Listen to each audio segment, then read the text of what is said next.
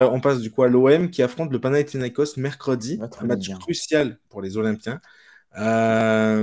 Sur tout ce que tu as pu voir de Marseille, et justement, tu nous disais juste au début du live que c'est toi enfin, que tu as regardé le match contre Leverkusen.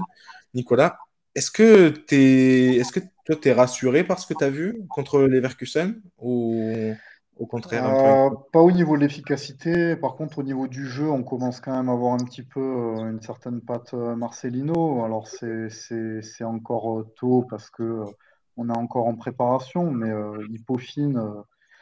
Là, je pense qu'il probablement qu'il a déjà son équipe type en tête et qu'on se rapproche un peu de les joueurs qui ont été alignés contre les Leverkusen seront probablement les mêmes qui seront alignés contre le Pana Mhm. dans une animation probablement en 4-2-3-1 et notamment avec Sarr sur l'aile, à part que à gauche au lieu de Unai, ce sera probablement Harit qui sera aligné à la place.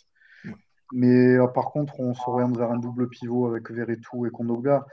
Euh, je pense que Kondogbia, par exemple, j'étais rassuré parce que c'est un joueur qui, voilà, il faisait partie un peu des interrogations. D'ailleurs, tout le recrutement marseillais, c'est clinquant entre guillemets au niveau des noms, mais on ne sait jamais parce que ce sont des joueurs, pour certains comme Kondogbia, qui ont moins joué que d'autres. Et là, on a vu au niveau de la préparation, il a quand même fait une bonne préparation. Il commence à s'imposer dans l'entrejeu marseillais. L'entente avec Verretou a l'air de fonctionner. Donc ça, ce sont des choses qui me semblent solides, on va dire, et que je demande à revoir.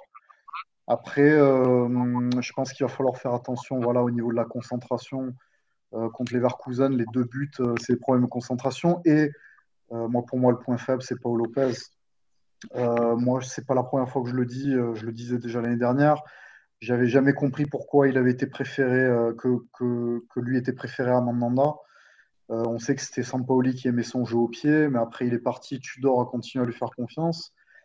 J'ai jamais trouvé ce gardien exceptionnel. C'est un bon gardien lambda de Ligue 1, mais c'est pas non plus. Il est capable de faire de gros matchs, mais il est aussi Mhm. capable de faire de temps en temps des bourdes. Et je sais pas si vous avez vu contre Leverkusen le premier but sur corner, il doit s'imposer dans la surface et il s'impose pas. Et moi, pour moi, s'il y avait un point faible à identifier dans cette équipe, c'est Paul Lopez. Mhm. D'accord. Donc ça, c'est un truc qui me rassure pas, en sachant que les gardiens, c'est pas ce qu'il y a de plus cher. Voilà, des gardiens, bons gardiens de Ligue 1, il y en a. Je pense à Lucas Chevalier, des Raphaël aimerait pas ce que je dis, mais Lucas Chevalier est un bon gardien, par exemple. Pourquoi pas investir sur un jeune gardien en devenir. Ok. Mais Paul Lopez, pour Ah, mais moi, le choc climatique serait trop violent pour lui de Lille, hein. ouais. Peut-être pas faux non plus. Ok, mais justement, tu parlais de la compo probable qui sera sûrement, donc, de ce que j'ai vu, donc c'est Paul Lopez, Klaus, Gigot, Mbemba, Renan Lodi, Veretout, donc Kondogbia dans le double pivot. Moi, j'ai Unai, après, bon, du coup, ça peut être Harit, Sarr, Aubameyang, Ndiaye. Euh, L'OM reste quand même largement favori, tu trouves pas, David, contre ce Panathinaikos? Bah oui, j'espère bien. Alors après, c'est toujours pareil, hein, c'est un match en déplacement en Grèce. On Chaud. sait que c'est toujours super difficile, super difficile. Donc, se méfier de Ça se ça en jouera priorité. Ça se jouera peut-être pas en Grèce. J'avais vu que le stade n'était pas homologué UEFA ou quelque chose comme ça, donc ça se jouera peut-être pas là-bas exactement. Donc Ouais. ouais, je crois que j'ai vu ça, mais bon, bref, désolé, je t'ai coupé. Non, non, non, mais rien. C'est une équipe qui est encore en préparation, l'OM. Donc, c'est toujours des matchs super piégeux, hein, ces troisième tours préliminaires. Mhm. Ce serait tellement important pour eux de se qualifier pour la phase de groupe de la Ligue des Champions. Il va Ah, falloir tout donner sur ce match-là. ce serait même crucial. Ouais. Ouais. Bah, Ok, Et financièrement, surtout. aussi, ouais. Gendouzi sera toujours là, du coup, parce qu'il n'est toujours pas vendu. Donc, possibilité de faire entrer Gendouzi en cas de besoin, s'il y a besoin de pousser un peu, faire une équipe un poil plus offensive, remplacer un des milieux pivots par Gendouzi à un moment donné du match aussi. Mhm. Et puis,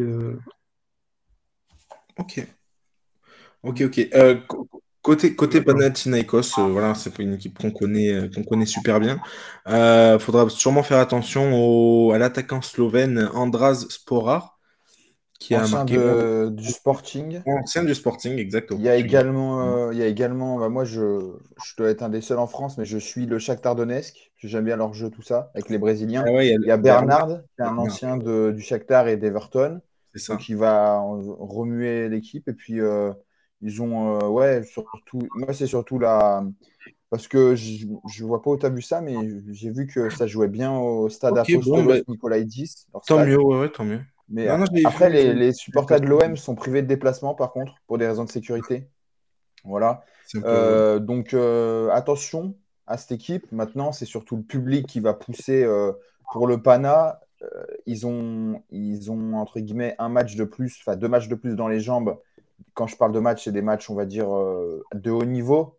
C'est-à-dire qu'ils ont gagné leurs 2 matchs contre Dnipro, justement, des Ukrainiens, Ouais. lors du premier tour, enfin du tour dernier. Donc attention quand même à cette équipe qui est pas non plus la. En Grèce aujourd'hui, c'est plus l'AEK Athènes maintenant. Il y a l'Olympiakos qui est un peu Olympiakos, plus en dessous et il y a le Pana qui commence à revenir parce que c'est un club mythique et un club historique en Grèce. bien sûr. Mais voilà. Mais après, si Marseille joue le jeu, moi je vois pas. Je pense qu'ils vont passer quoi.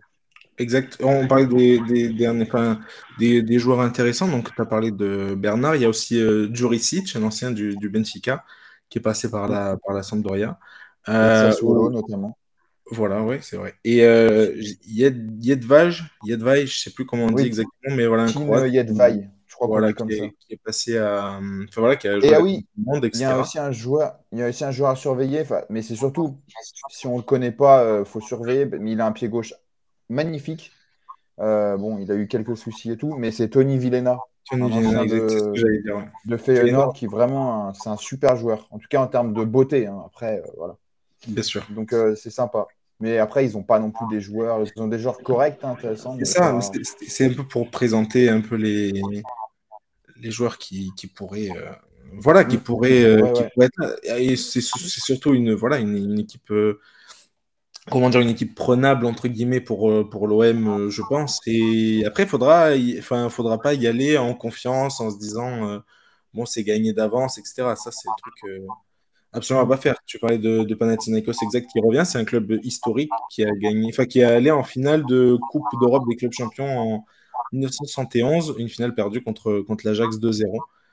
Il y a Djibril Cissé d'ailleurs qui est passé du coup au Panathinaikos, on parlait Nicolas, il n'y a pas. Jean-Alain Boumsong aussi. C'est vrai, et Mounier aussi. Enfin voilà, en tout cas, Mais qui a joué dans les 2 clubs, c'est vraiment Cissé, hein. c'est C'est ça, pour ça ouais. que je parlais de Cissé Ico. Mm. C'est Non, mais clair. ça Ok. va être un match, il faudra s'en méfier. C'est exact. Je suis voilà, totalement d'accord. Il faudra faire attention à pas voilà, que ce soit les matchs pièges des clubs français en Coupe d'Europe. Voilà, un peu, Après, on rappelle que c'est un match aller en Grèce, match retour au Vélodrome. c'est sûr. Oui, Donc là, ce qu'il faut surtout, c'est essayer de pas perdre ce match aller, quoi. Le gagner serait une bonne nouvelle, évidemment, mais déjà ne pas le perdre. mm. Et Sachant, sachant gagner qu'aussi au Vélodrome. le match retour, si Marseille se qualifie, le match retour du barrage, donc qui sera contre Boca Topola ou un club serbe ou Braga, Portugal, sera Ouais. aussi au Hmm. Vélodrome. Exact. C'est Ouais. exactement ce que j'allais dire. Donc ce sera Braga ou Topola, exactement, pour les C'est barrages pour ça. de l'OM. Ok, bon, je ne sais pas Donc, si vous voulez donc ce sera rajouter quelque Braga. chose d'autre. Ouais, je pense que ouais, je pense aussi. Mais du coup, on verra Braga qui a fait un match nul contre. Non, qui a battu l'OGC Nice 2-0, je Mm. crois.